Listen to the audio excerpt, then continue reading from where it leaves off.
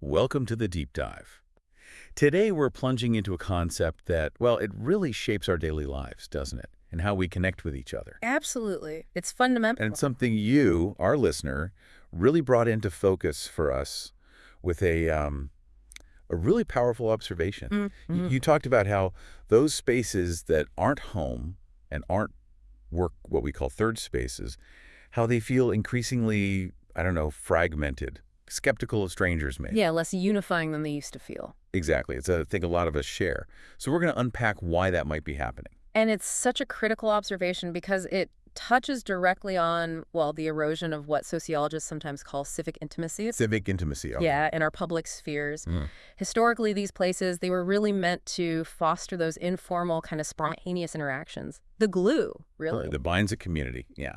Okay, so our mission today is to figure out why these vital hubs, these connection points, feel colder, why that glue seems, dissolved. Right. What happened? And maybe more importantly, we want to explore some actual solutions. We'll look at, for-profit ideas, nonprofit approaches, weigh the pros and cons of each. It's not straightforward. No, definitely not.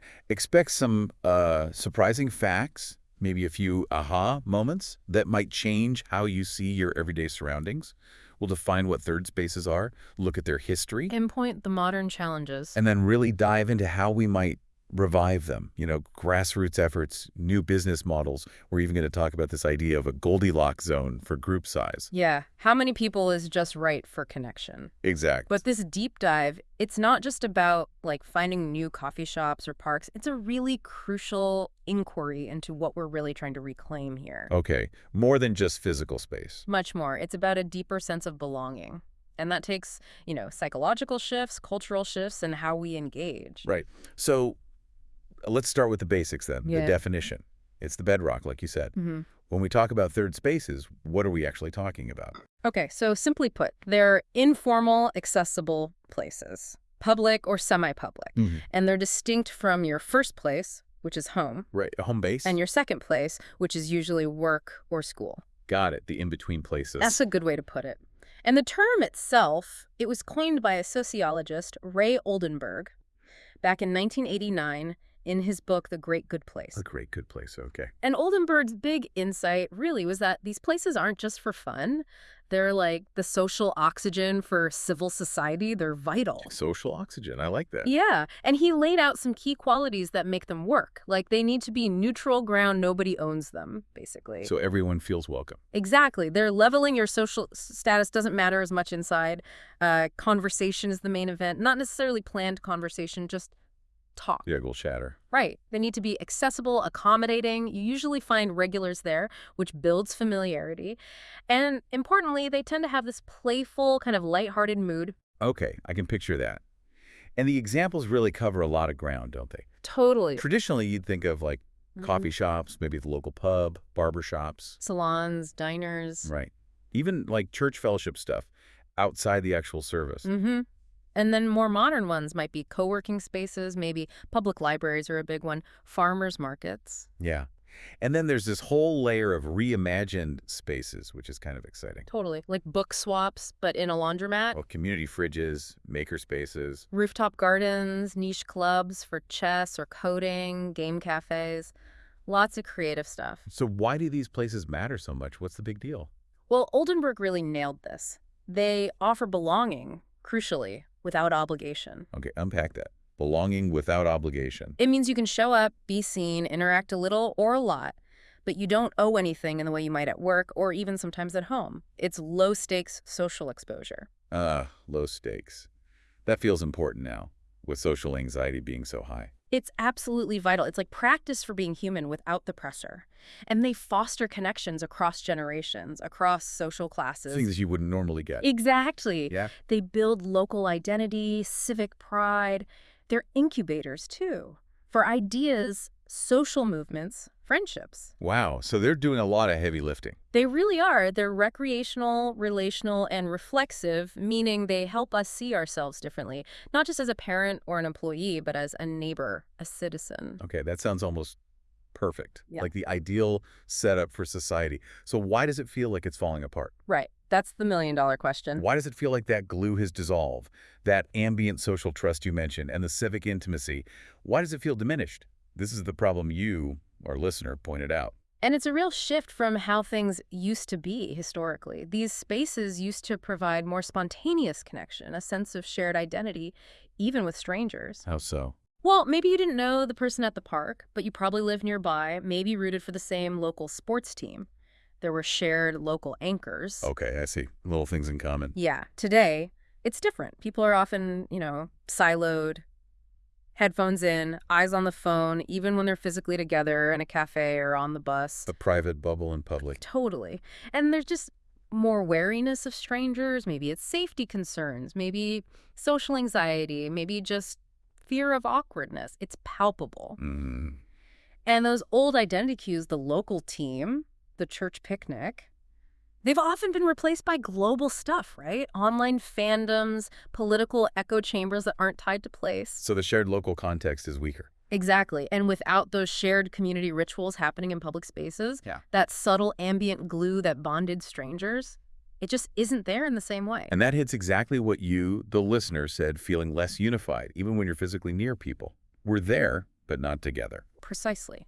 Which brings us to young people, because these spaces are incredibly important for them, maybe even more so. Why specifically for young people? Well, their identities are still really fluid, still forming, and they rely much more heavily on context, the situation, the environment, to figure out how to connect with people. That makes sense. Think about where kids and teens meet.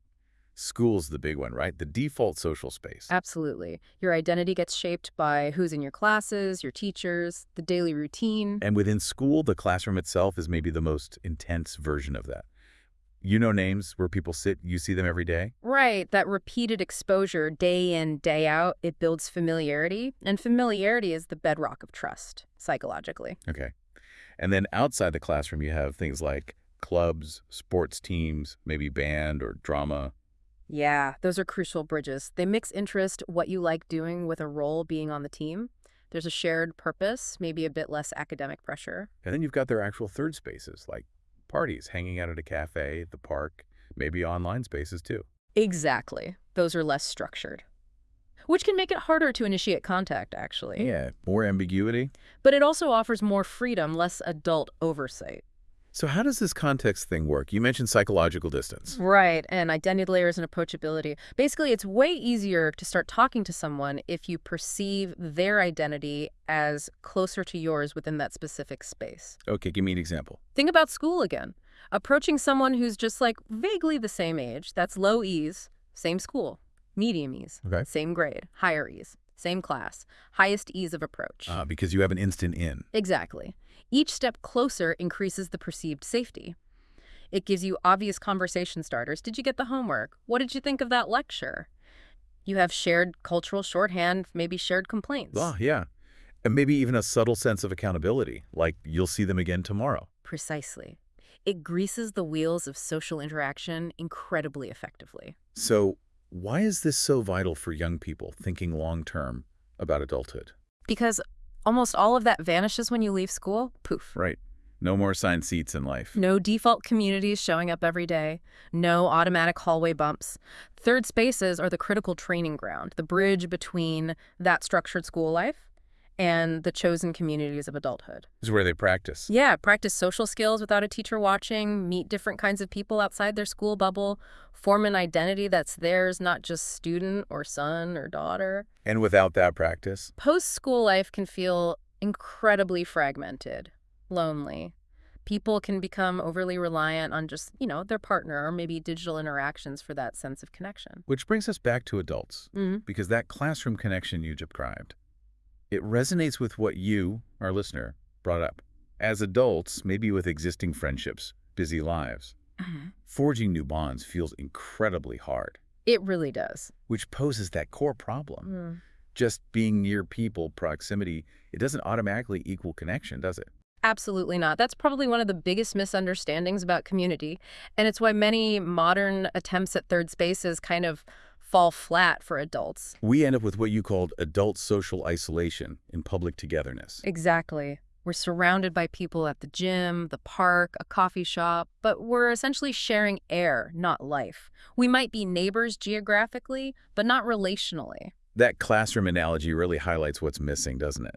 In school, you're not just near people, you're doing stuff together Over time. towards shared goals, maybe even small ones like getting through a class. There's built-in stuff to talk about, built-in reasons to interact. That scaffolding, yeah, it's mostly gone in adult life unless we consciously rebuild it. So why do modern third spaces often fail to create that connection for adults? What are the key reasons? Well, first, there's often a lack of structured shared purpose. A park bench or a coffee shop offers presence, but no process. There's nothing pulling people together into interaction. Like the two people on treadmills you mentioned, side by side but worlds apart socially. Precisely. Second, there's often no repetition. Unlike school, where you see the same faces daily or weekly, in many adult third spaces, you might see a stranger once and never again. Familiarity can't grow. Right. No chance for those weak ties to strengthen. Third, there are usually no low-stakes on-ramps to conversation. As adults, just striking up a chat with a stranger without a clear reason can feel awkward, intrusive, even a bit desperate sometimes. Yeah, the fear of rejection is real. Definitely. And finally, and this is a big one for many adults, especially, say, 30s and beyond, their social circles can feel kind of full. Full. How so? They've got partners, established work colleagues, family responsibilities, maybe kids. There's a psychological resistance, almost, to investing deeply in new people. Not necessarily lack of time, but lack of emotional bandwidth. It feels like too much effort. Wow. Okay. So just providing the physical space is clearly not enough. It sounds like the real challenge is engineering the connection itself. That's it, exactly. Successful third spaces for adults often have to, in a way, recreate some of that classroom magic in a different form. How do you do that? What works? Well, things that involve shared, ongoing activities. Think book clubs, workshops, maybe a community garden co-op, board game nights. Things that are repeated have some structure, but are still casual. So you have a reason to show up and see the same people again. Exactly. Small group familiarity is also key. You need a class size feel, not an auditorium feel, for bonds to really form. People need to be recognizable. Right, not lost in a huge crowd. Then there's design serendipity. You can't force connection, but you can nudge it. Events that require pairing up, or maybe using conversation scaffolding like name tags with an interesting question or discussion prompt cards on tables. Little things that make it easier to start talking. Yes. Also, open loop experiences. Programs or activities that build over several weeks. It gives people a natural reason to check back in with each other. How's your project going? Did you practice that thing we learned last week? Creates continuity. And finally, inclusion plus invitation. The space needs to feel welcoming, sure, but more than that, people need to feel actively wanted. Friendly staff, maybe volunteer greeters, people who make an effort to include newcomers. Okay, that makes a lot of sense. Which leads right into that question about numbers. You mentioned class size. Is there an ideal number for fostering connection? A social Goldilocks zone. Not too big, not too small. Such a great question. And yes, based on social psychology and observation, there absolutely seems to be a social Goldilocks zone. It's about balancing variety with the potential for repetition. Okay, break it down for us. So think about group sizes and their effects. Intimate is like 2 to 5 people, great for deep sharing. A small group, maybe 6 to 15, is ideal for working on something together, deepening existing friendships. Right. The sweet spot, though, for meeting new people but with enough repetition to actually build ties, that seems to be what we might call a cohort size, roughly 20 to 40 people. 20 to 40. Interesting. Why that range? It offers enough variety that you're likely to find someone you click with, but it's small enough that you can actually recognize faces week after week, run into the same people, build that familiarity. Okay. And bigger than that. Once you get to, say, 40 to 150, that's more like a community. You might know people by name or role, but it's harder to have casual, repeated interactions with everyone. And 150 plus, that's a crowd. Great energy, maybe, but terrible for forming new individual bonds. That really explains why some meetups feel great and others just don't land. It's often the size. Too small feels intense and awkward. Too big, and you're anonymous. Exactly. School works so well, partly because of scale plus repetition. You're exposed to maybe hundreds, but you interact regularly with dozens in different contexts, classes, lunch clubs. Right. Multiple touch points. Yeah. And there's low-stakes diversity. If one chat is awkward, there's another chance tomorrow with someone else. Plus, shared milestones, exams, projects, seasons changing. They build collective memory. And adult spaces often miss that. They're often too small, not enough variety, too big, no intimacy, too inconsistent, never see the same person twice, or too optional, no built-in routine. It's hard to get right. So if 2040 is the sweet spot, Mhm. what's the adult equivalent of that 30-person classroom dynamic? What kind of spaces or activities actually create that? You're looking for something that brings together maybe 20, 50 people, offers structured but casual repetition, centers around a shared interest or pursuit, but is welcoming to different levels, and is semi-open, meaning regulars feel known, but new faces can still join. Okay, examples. Maybe a local lecture series that includes smaller discussion circles afterward, or a recurring create night for people interested in writing or art, a 12-week beginners improv or dance class, a community storytelling salon, even something like a co-cooking dinner group that meets regularly. Okay. I can see how those would fit the bill. Which brings us smack into the practical side. Okay, Yeah. how do you actually build a space like that? Right, the how-to. Yeah, how do you get people to come, keep it inclusive, but manage the size? And the big one, how do you build real care and trust without it feeling, I don't know, forced or artificial, or even, frankly, a bit culty? These are the million-dollar questions for anyone trying to build community today. It's a real balancing act. Let's start with the foundation. Yep. First, you need a clear purpose and vibe. What is this space actually for?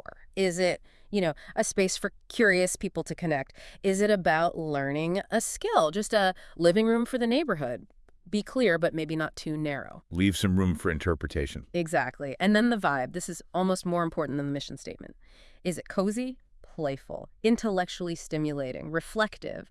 Design the atmosphere intentionally, but make it feel optional, not mandatory. Okay, purpose and vibe. What else? Consistent structure. A predictable rhythm is key. Like maybe it happens every Thursday night. There's an opt-in activity you don't have to participate, and the format is generally loose. That gentle container allows connection to happen organically. Okay, foundation set. How do you get people in the door, especially aiming for that 2040 sweet spot, without it just becoming whoever shows up? Right, curation matters. You're aiming for that core group of maybe 10, 20 regulars who really anchor the space, plus another 20 or so semi-regulars or curious newcomers rotating through. That hits your 30-45 range most weeks. How do you recruit for that? Invitation-based growth can work well. Initially, encourage regulars to bring one or two guests they think would be a good fit.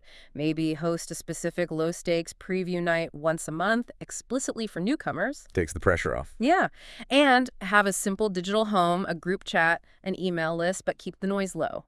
It's for logistics, not constant chatter. And critically, for inclusivity. Use random mixing tools sometimes, like conversation cards. Avoid jargon or inside jokes that exclude people. And always have someone whose job it is to welcome new faces by name and make an introduction or two. Okay, that welcoming piece feels huge. Now let's talk about creating bond without creepiness. That's the real tightrope, isn't it? It absolutely is. How do you foster intimacy without it feeling manufactured? People bond when they feel seen, safe, and when they're doing things side by side. So how do you engineer that? Use trust-building mechanics gently. Start with micro-interactions, simple, easy ways to connect. Then, think about vulnerability gradients. Early events should be light and fun. Only later, once trust is built, might you invite slightly deeper sharing, and always make it optional. Gradual deepening. Right. Create small, recurring roles. The person who always brings snacks, the unofficial DJ, the one who sets up the chairs. It gives people ownership. Share the origin story. Why did we start this? And remember the key insight. Trust grows through repetition plus imperfection. Seeing the same people show up week after week, flaws and all, and having someone remember your name, that's where the magic is. Repetition plus imperfection. I like that. Okay, now the big scary one. Preventing cult vibes. Because that's a real fear when you talk about building intentional community, right? It's a valid concern, absolutely. The best communities have energy, maybe even intensity, but they never try to control people. So what are the red flags to avoid? Overly charismatic leaders who can't be questioned, rules that feel weirdly spiritualized or manipulative, using language that constantly emphasizes how special or better the group is compared to outsiders, emotional rituals that feel way too intense too quickly. Got it. And the green flags, what should you protect? Things like decentralized leadership sharing responsibility, making it really easy and okay to leave what's called exit friendliness, transparency about decisions or money, and lots of humor and humility. No group is perfect. Okay, so let's recap the practical steps. Define your purpose and vibe. Prototype with a few trial runs. Stabilize with consistency and a digital home. Expand carefully, inviting new people, but watching that Goldilocks number. Rotate leadership and activities to keep things fresh. And always, always protect that culture of open, non-creepy belonging. You got it. Remember the metaphor. The goal is not to be a cult. The goal is to be a campfire. Warm, inviting, something people can gather around, but also easily walk away from when they need to. A campfire. That's a fantastic image.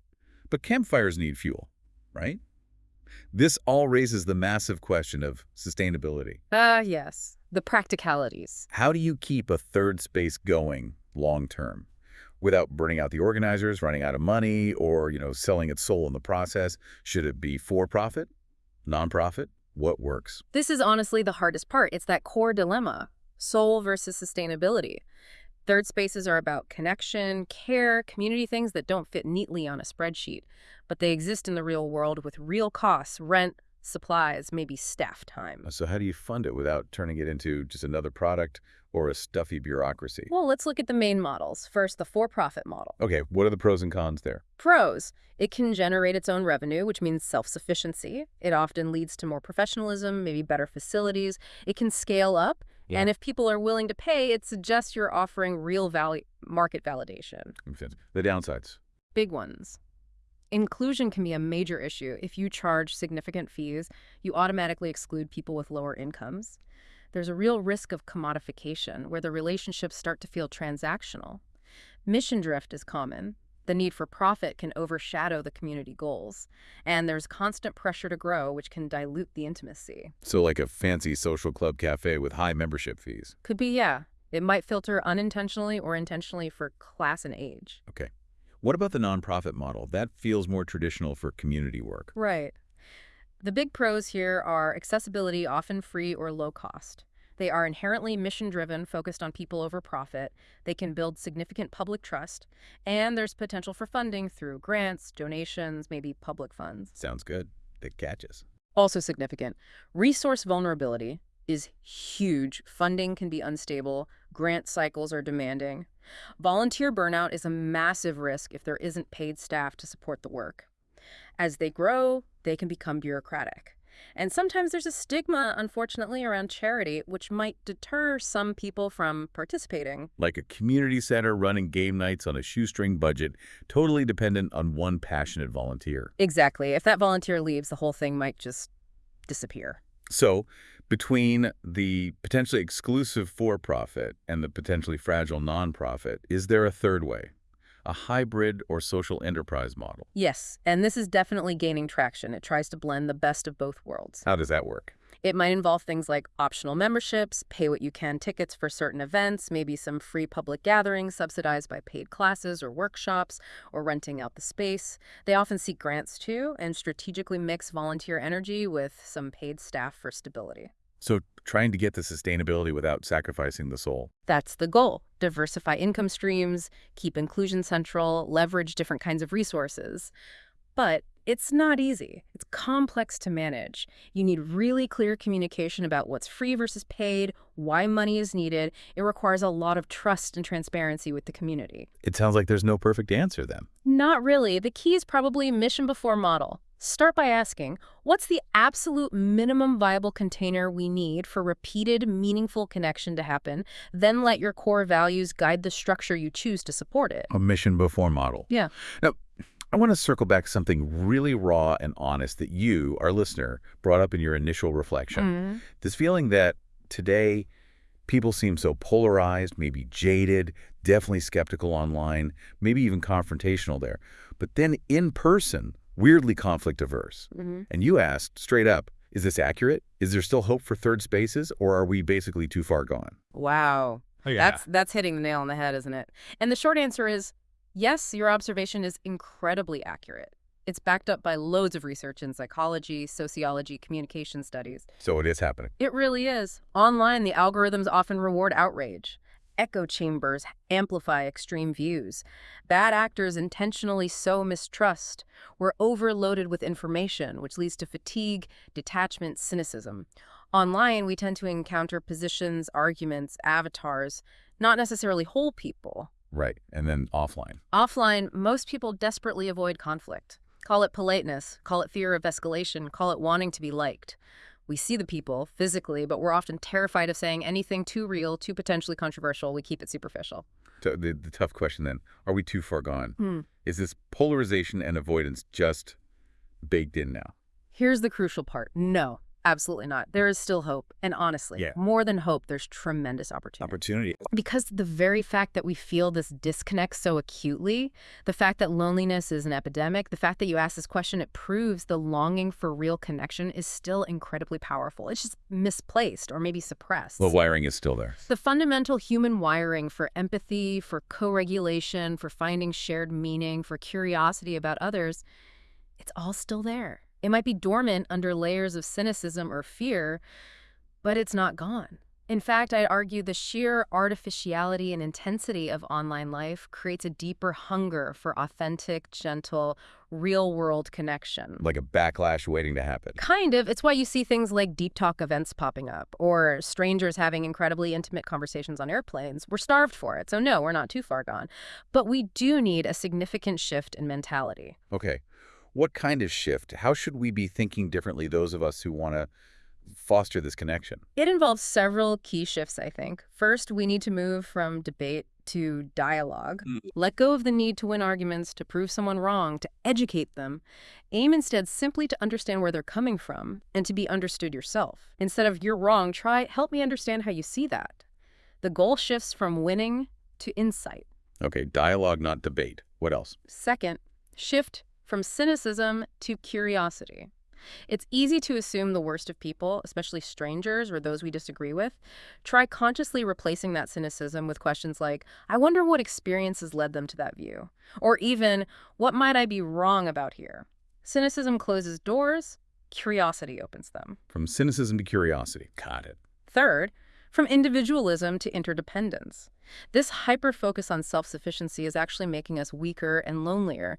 We need to actively reclaim things like mutual aid, sharing resources, helping neighbors without expecting something immediately back. Community starts with generosity. Yeah. What else? Fourth, shift. From audience to actor. We spend so much time consuming news, social media, entertainment. Third spaces thrive when people shift from being passive consumers to active participants. Bring the cookies. Ask the slightly awkward but meaningful question. Invite the person standing alone to join your group. Be the welcome you want to see. Don't wait for community. Make community. Exactly. And finally, maybe most importantly, from despair to design. It's easy to feel hopeless about the state of connection. Instead of just mourning what's lost, start actively designing and prototyping new, small ways to connect in your own life, your own neighborhood. Like what? Simple things. A regular potluck, a story-sharing circle, a walk-and-talk group, a screen-free hour at the local park. Small groups, meeting repeatedly, gently. That's how change happens. The soil is still good, we just need to plant different seeds. This moment isn't an ending, it's begging for a renaissance of third spaces. So as we kind of wrap up this deep dive, maybe let's hold on to a few final thoughts, some deeper reflections to carry forward. First, really see this disconnection we feel not just as a personal problem, but as a symptom of larger things. Like what? Like an economy that prizes efficiency over human presence. Like the way adulthood often fragments our paths. Like how being constantly mobile can lead to rootlessness. Third spaces are trying to heal isolation in a world that actively generates it. So they're countercultural in a way. Deeply. Second, consider this paradox. We are overexposed and underknown. Overexposed and underknown. Wow, online, our curated lives, our opinions, they're constantly on display, we're seen all the time. But are we truly known? Third spaces, the good ones. They provide mirrors over time. They witness our mundane moments, our messy growth, who we are when we're not performing. Without those local mirrors, it's easy to lose track of ourselves. That's profound. Okay, what else? Third, trust doesn't scale, but context does. You can't just instantly trust 1,000 people. Trust is built relationally, slowly. But you can scale context. Shared frameworks, group norms, intentional rituals, these things create a container where trust can grow much faster. Like in specific groups. Exactly. Think about AA meetings, book clubs, even Dungeons and Dragons groups. They have established contexts and rituals that accelerate intimacy and trust among relative strangers. So context is the accelerator. It can be. Fourth, remember that intimacy involves risk. We talk a lot about safe spaces, and safety is crucial. It's the baseline. But real intimacy, real connection, requires more than just safety. It requires the courage to be vulnerable, to say something imperfect, to disagree respectfully, maybe even admit you're lonely and still know you belong. So safety is the container, but intimacy is the vulnerable stuff you put inside it. Beautifully put, yes. And finally, maybe the biggest idea. Civic belonging is the new frontier. So much of our identity today feels either hyper-personal, my brand, my journey, or vaguely global, online tribes. What's often missing is that vital middle layer. The local layer. Yeah. What does it mean to belong here, to this place, this neighborhood, this block, these people, in this season of life? Third spaces have the potential to revive that sense of local civic identity. And finding your place in that way, I think that's deeply spiritual work, whatever your beliefs are. Okay, let me try and summarize those deeper takeaways. Loneliness is a symptom of bigger societal issues. We're often seen online but not truly known. Trust needs relationships, but good context can speed it up. Real intimacy requires courageous vulnerability, not just comfort. And reclaiming a sense of local civic belonging is maybe one of the most important tasks for us now. You captured it perfectly. Yep. Look, we weren't made to live in isolation bubbles or communicate primarily through algorithms. Third spaces, these humble, essential places between work and home, they're reminders. Reminders that life is also about the small things. Being seen, nodding hello on the street, laughing with someone unexpectedly, watching kids play, growing alongside others, not because you have to for work, but just because you're human together. And even though the world feels fractured, polarized online, maybe guarded in person, that deep universal hunger for connection, it hasn't gone away. It's arguably stronger than ever, just unmet. So what do people need then? Honestly, less perfection, more invitation.